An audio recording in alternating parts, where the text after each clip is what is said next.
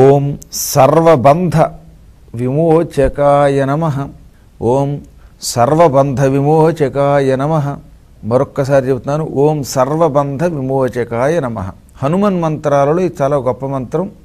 దీనిని కూడా మనకి పరాశరులు వారు అందించారు. అందించింది ఆయనైనా ఈ నామం ఇచ్చింది శివుడు పార్వతికి. శివ పార్వతుల సంవాదంలో సర్వబంధ విమోచకుడు ఆయన. బంధము అంటే ఒక్క ముక్కలో చెప్పాలంటే కట్టివేయబడుట. కాళ్ళని చేతుల్ని కట్టేస్తే అదొక రకం బంధం. మెడకి తాడేసి కట్టేస్తే అది బంధమే. సంసారంలో ఇలాంటి ఎన్నో బంధాలు ఉన్నాయి. భార్యాభర్తల బంధం, ఇంకేవో పశుపత్ని సుత ఆలయ ఇత్యాది అనేక బంధాలు ఉన్నాయి. ఒక బంధం కాదు, ఈ చరాచర జగత్తులో మానవుడికి ఎక్కడికి వెళ్ళినా ఏదో ఒక బంధం ఉంటూనే ఉంటుంది. ఈ బంధములన్నిటి నుంచి విముక్తి కలగజేస్తాడు హనుమంతుడు. ఇక్కడే ఉంది అనుమానం. బంధ విమోచనం అంటే ఏమిటి? ఈ మంత్రాన్ని ఎలా ఉపయోగించుకోవాలి? భార్యాభర్తలు ఇద్దరు విడిపోవడం బంధ విమోచనం అవుతుందా? కాదే. లేకపోతే కొడుకు తండ్రి విడిపోతే బంధ విమోచనం కాదు. ఇంట్లో ఉండి కూడా నిరంతరం ఒకరితో ఒకరికి పడక కొట్టుకు చచ్చిపోతున్నవాడు కొట్టుకోకుండా ఐకమత్యంతో ఉంటే అది నిజమైన బంధ విమోచనం. అంటే సంసారంలో ఉన్న సంసారం వీడికి బాధ కలిగించకుండా ఆ సంసారంలో వ్యామోహం లేకుండా ఉండడం విముక్తి. అంటే చాలామందికి తెలియక మోక్షం అంటే చావడం అనుకుంటున్నారు. చస్తే ఎప్పుడు మోక్షం రాదు. చచ్చాక మోక్షం ఏమిటి? అయితే చేసిన పాపాలకు నరకంలోకి వెళ్ళి అలాడమో, లేదా పుణ్యం ఉంటే స్వర్గానికి వెళ్ళి కొద్ది రోజులు అయ్యాక మళ్ళీ భూమి మీద పడ్డమో, మళ్ళీ ఇవి తప్పవు. సర్వబంధ విమోచకుడైన హనుమ అన్ని కష్టములు లేకుండా చేస్తాడు అని అంతరార్థం అన్నమాట. కష్టాలను తొలగిస్తాడు. ఇదొక అద్భుతమైన మంత్రం. ఎటువంటిదో చెప్పనా? పెళ్ళయినప్పటి నుంచి ఒక్కరోజు కూడా సక్రమంగా పడక బాధపడుతున్న భార్యాభర్తల కోసం ప్రత్యేకంగా ఈ మంత్రాన్ని అనుష్ఠానం చేయమని చెప్పారు.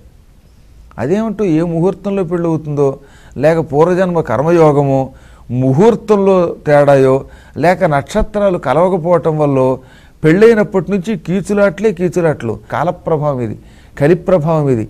ఎక్కడా సక్రమంగా సంసారాలు లేవు. పెళ్ళి ఇంకొక 6 నెలలకు అవ్వచ్చు, నెలకు అవ్వచ్చు, 3 రోజులకు అవ్వచ్చు.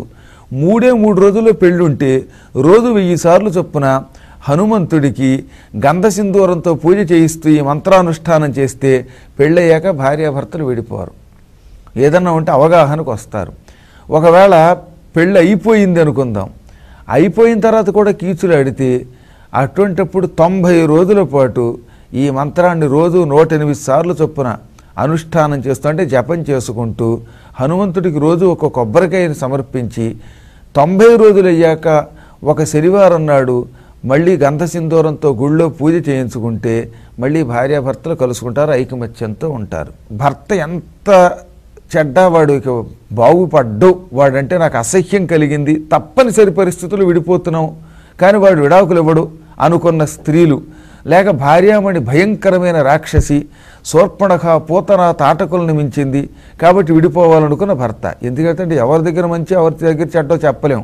ఈ ఇద్దరికి తప్పక విడిపోదాం అనుకుంటే ఇది చివరి క్షణాల్లో తప్పనిసరి అయితే అప్పుడు 3 నెలల పాటు ఇందాక చెప్పినట్టే ఈ మంత్రానుష్ఠానం చేసుకోండి.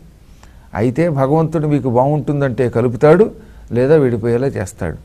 ఏది ఏమైనా భార్యాభర్తల ఐకమత్యం బాగుండడానికి పెళ్ళి కుదరగానే ముందు నుంచి ఈ మంత్రానుష్ఠానం చేయిస్తే ఇంకా వాళ్ళకి తిరుగుండదు. 108 అన్నాను కానీ ఇంక ఎక్కువ చేస్తే మరీ మంచిది.